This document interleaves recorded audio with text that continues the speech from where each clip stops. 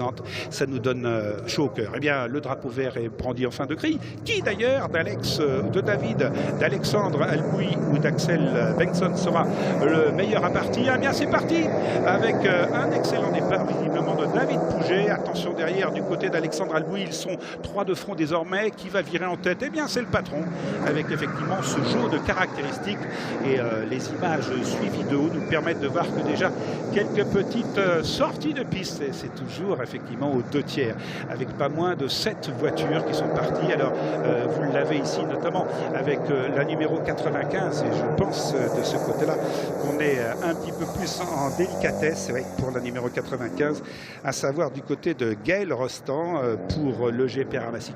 C'est délicat, on le sait très bien à ce niveau-là. Alors que décide-t-on de faire? Bien tout simplement le drapeau rouge. Donc on va repartir. Revoyons un petit peu le départ avec pour l'instant un peloton qui est bien sage et c'est au milieu du peloton avec à mon avis une sortie légère et lorsque l'on va toucher directement un petit peu, voilà, on va toucher directement un petit pilote, on part et puis les autres essayent d'éviter évidemment ceux qui sont devant et partent aussi à la faute avec plus ou moins de réussite. Je pense notamment au numéro 21 qui s'est fait un peu taper dessus, c'est Stéphane Polderman en gentleman de AST Compétition. Donc vous voyez un décalage et puis derrière on va aller au-dessus des vibreurs. Au-dessus des vibreurs, quand on passe les 4 roues, ce qui se passe c'est qu'on va revenir sur l'herbe.